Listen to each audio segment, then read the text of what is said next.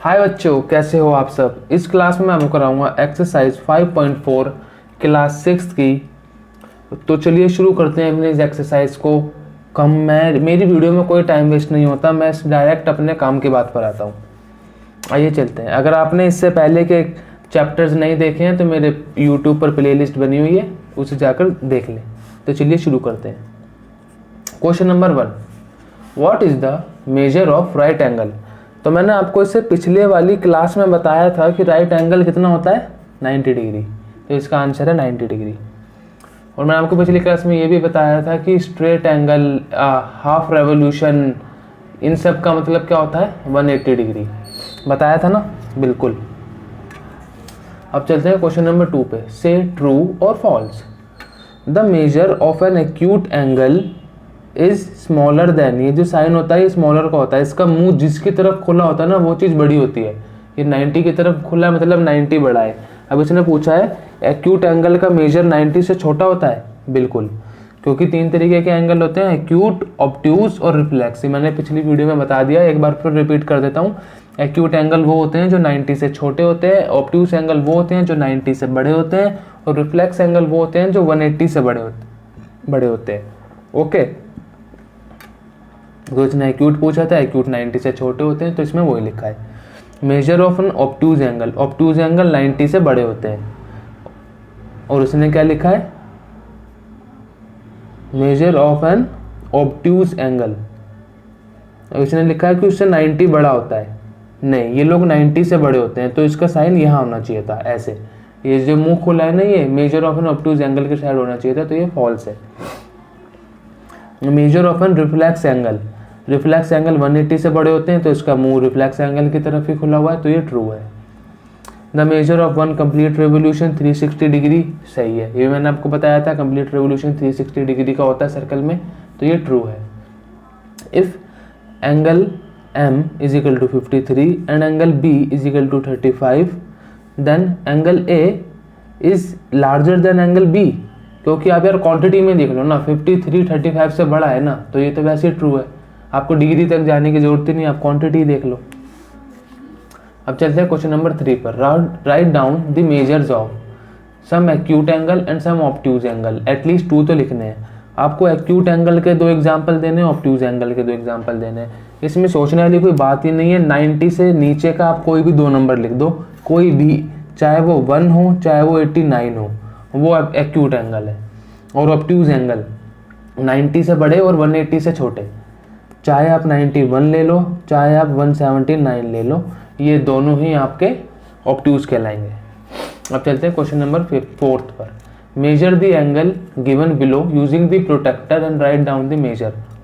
अब हमें इसके एंगल मेजर करने हैं प्रोटेक्टर की मदद से, डी की मदद से, और वो लिखना है। तो चलिए करते हैं। ये रहा प्रोटेक्टर, अब करते हैं मेजर। ये कितना है, ये है भैया 45।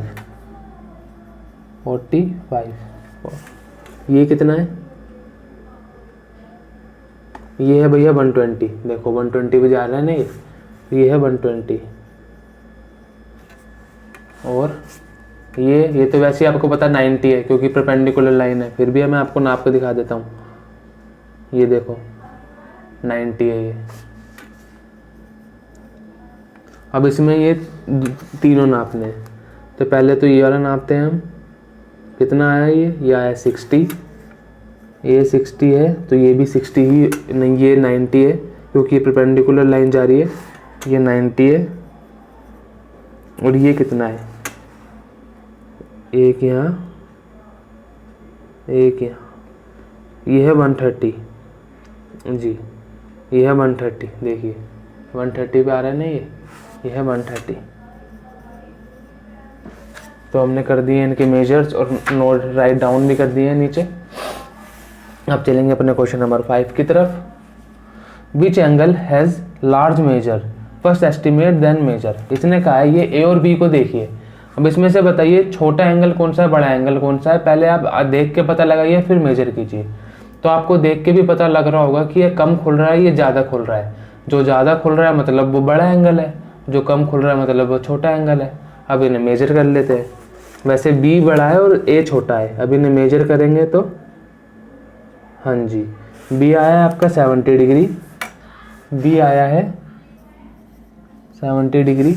ए आई थिंक छोटा ही है, 35 के आसपास ही होगा,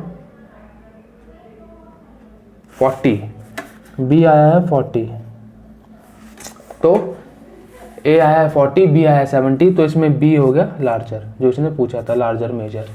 question number 6, from these two angle which has larger measure estimate then. अब ये दो एंगल है, अब इसमें देख के पता लगाइए, इसमें भी देख के पता लग ही रहा है, वैसे ये ज़्यादा खुल रहा है, ये कम खुल रहा है। अब फिर भी हम देख के एक बार पता लगा लेंगे, कैसे नापूं इसे।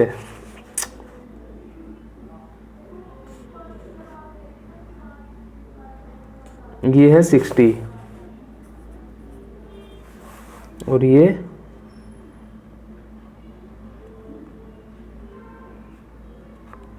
तो बुक मुड़ रही है ना, प्रोटेक्टर से इसे चल नहीं रहा। ये है 45, तो इसमें भी यही बड़ा है, ये 60 है, ये 45 है, इसमें भी यही बड़ा है। ठीक है, अब चलते हैं अपने क्वेश्चन नंबर 7 की तरफ, जो कि है fill in the blanks. An angle whose measure is less than right angle. Right angle मतलब 90 डिग्री, जो 90 डिग्री से छोटे हों वो होते हैं acute angle. An angle whose measure is greater than right angle. Right angle मतलब 90 डिग्री, 90 डिग्री से बड़े होते हैं obtuse angle. A angle whose measure is the sum of measure of two right angle. Two right angle को मिला के मतलब 290 degree को प्लस करके कितना बनेगा 180 डिग्री, और 180 डिग्री को क्या बोलते हैं स्ट्रेट एंगल, तो ये हो गया straight angle. When the sum of the measures of two angle is that of the right angle then each one of them. अब इसने पूछा है अगर दो एंगलों को जोड़कर राइट एंगल आता है तो एक एंगल का सम कितना होगा। राइट एंगल कितना होता है 90 डिग्री, और उससे दो एंगलों को जोड़ के 90 आ रहा है, मतलब एक एंगल 45 का होगा, क्योंकि 45 इंटू 2 होता है 90 डिग्री। 45 और 45 के दो एंगल होंगे तो 90 डिग्री का एक एंगल बनेगा, तो 45। When the sum of the measure of two angle is that of straight angle and if one of is in acute then the other should be. अब इसने पूछा है when the sum of the measure of two angle, दो एंगलों के सम करने पे हमें पता चला कि एक स्ट्रेट एंगल है, मतलब एक तो है स्ट्रेट एंगल, मतलब एक होगा ऐसे, ये है 180, and if one is acute, और एक एक्यूट है मतलब एक 90 से छोटा है, तो दूसरा एंगल क्या होगा, जाहिर सी बात है ये एंगल हमारा ऑब्ट्यूज एंगल होगा, तो ऑब्ट्यूज है। अब इसमें देखिए question number 8, find the measure of an angle. पहले देख के पता लगाइए कितना है, फिर नापिए। ये मेरे हिसाब से 30 से 40 के बीच में होगा। अब देखते हैं कितना सही हूँ मैं। हाँ जी, ये 40 है, यस इट इज 40। ये आई थिंक 120 या 130 होगा। आप भी ऐसे पहले अंदाजा लगाइएगा फिर नापिएगा। हाँ जी, ये बिल्कुल 130 है। ये देखिए 90 यहाँ पे होता है ना, 90 यहाँ होता है, ये 90 से ये 70 होगा शायद। ये है आपका, नहीं जी, ये है आपका 65, वही 70 के आसपास। अब ये देखिए ये और ये, इसमें कितना फ़र्क है, ज़्यादा फ़र्क तो नहीं है, ये 150 या 160 होगा। लेट्स मेजर, ये है 135, 135।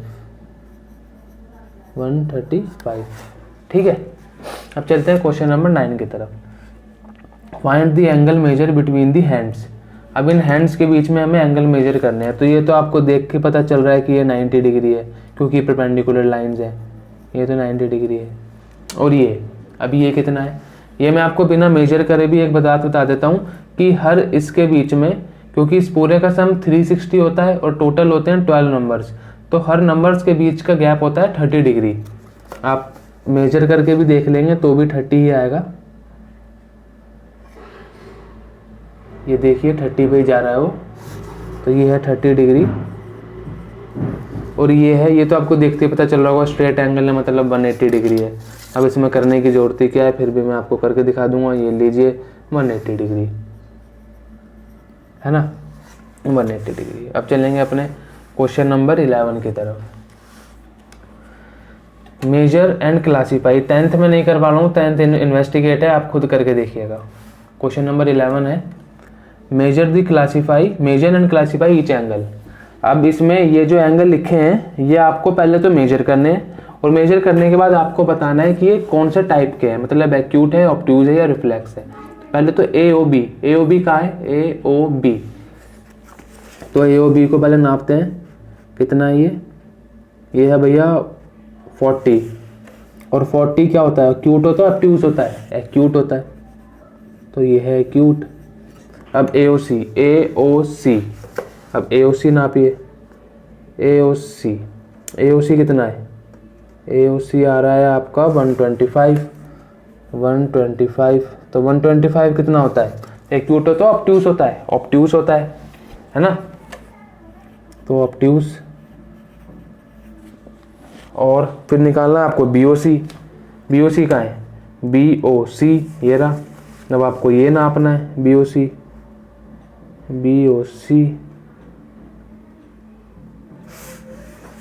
ओ सी आपका 90 डिग्री है क्योंकि ये परपेंडिकुलर है। 90 डिग्री क्या होता है, राइट एंगल, ये हो गया राइट।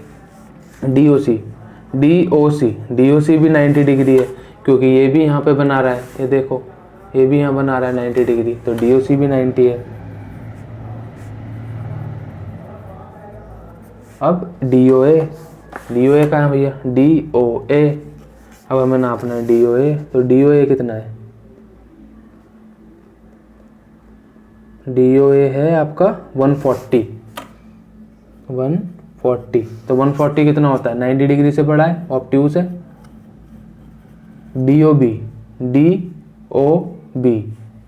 बी तो बिल्कुल स्ट्रेट लाइन है, मतलब 180 डिग्री है, 180 डिग्री कितनी होता है, स्ट्रेट। और इसी के साथ, इस क्वेश्चन के साथ हमारा एक्सरसाइज 5.4 हाँ जी 5.4 भी होती है ख़त्म। अगली क्लास में मैं आपको कराऊंगा एक्सरसाइज 5.5। बने रहे चैनल पर, चैनल को सब्सक्राइब कर लें और बेल आइकन प्रेस कर लें ताकि आपसे एक भी वीडियो मिस ना हो और आपके एक भी नंबर एग्जाम में कटे नहीं। थैंक यू बच्चों फॉर वॉचिंग माई वीडियोज़।